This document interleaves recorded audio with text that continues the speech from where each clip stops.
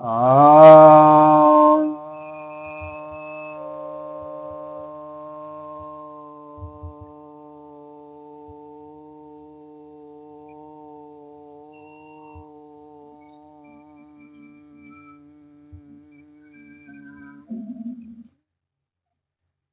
सभी भक्तजनों को सप्रेम नमः। तो आज आपकी जिज्ञासा का समाधान लेकर आया हूँ। एक जिज्ञासा यह आई है, हालांकि पहले भी मैंने इसका किसी संक्षेप में कहीं उत्तर दिया हुआ है, कभी रेफरेंस के रूप में। आज फिर से उसी प्रकार का कुछ प्रश्न आया गया है, तो खैर उत्तर देना समीचीन समझता हूँ। पूछा है कि पाली, प्राकृत, संस्कृत, तमिल में प्राचीनतम भाषा कौन सी है?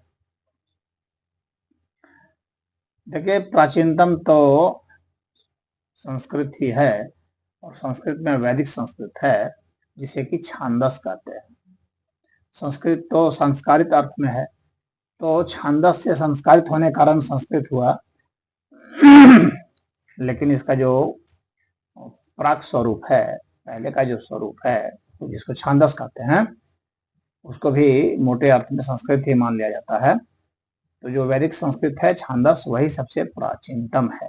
उसी से तमिल है, और उसी के अपभ्रंश में प्राकृत है, और पाली तो काफी बात की है, तीसरी चौथी शताब्दी के बाद ही पाली है। तो संस्कृत प्राचीनतम है, उसके बाद तमिल है। तो हमारी जो भाषा की जो प्राचीनता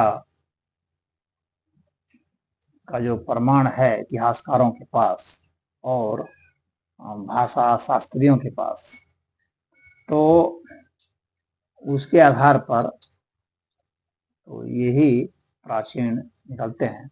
अब रहे डेटिंग की बात, तो वो जो डेटिंग है वो लगभग में है, क्योंकि सटीक तो बताया नहीं जा सकता है कि भाषा किस में उत्पन्न हुई, ये संभावना ही नहीं। भाषा के अभिलेख कब के प्राप्त होते हैं, और साहित्य कब से प्राप्त होते हैं, और उसका रेफरेंस और कहाँ कब प्राप्त होता है, तो यह इतिहासकार एक लगभग डेटिंग देते हैं, और उस लगभग डेटिंग से ही बताया जा रहा है कि संस्कृत जो है वो प्राचीनतम भाषा है इनमें से भारत में। और उसके बाद तमिल की उत्पत्ति है। अगस्त्य मुनि को श्रेय जाता है तमिल भाषा को बनाने में, प्रचलन में लाने में। तो तमिल साहित्य भी भारत में सबसे पुराना में से है, लेकिन वह छांदस के बाद ही है, छांदस से पुराना नहीं है। इसलिए वेद में जितने भी मंत्र हैं सब छांदस में हैं, और सनातन धर्म में आप देखेंगे सारे मंत्र किसी अन्य भाषा में नहीं, सारे मंत्र जो है वो संस्कृत में आते हैं। तो पुराने से पुराने समय का जो भी प्रमाण मिलता है, अब कुछ लोग संस्कृत को देवनागरी लिपि से जोड़ लेते हैं। लिपि से मतलब नहीं है, संस्कृत जो भाषा है, भाषा को किसी भी लिपि में लिखा जा सकता है, चाहे वो ब्राह्मी लिपि हो, चाहे खरोष्ठी लिपि हो, चाहे शारदा लिपि हो, चाहे कोई लिपि हो।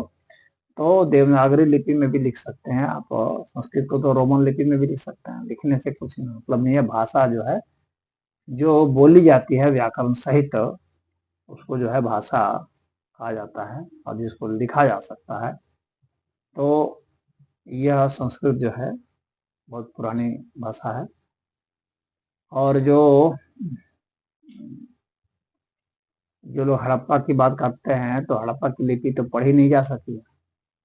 वह किस तरह की भाषा थी, उसका अभी वह पता नहीं चला है इतिहासकारों को और भाषाविदों को। वह पता चलेगा तो पता चलेगा कि उसमें वहाँ की कौन भाषा थी। लेकिन अभी तक जो ज्ञात भाषा है तो उसमें संस्कृत ही सबसे पुरानी। हरि ओम।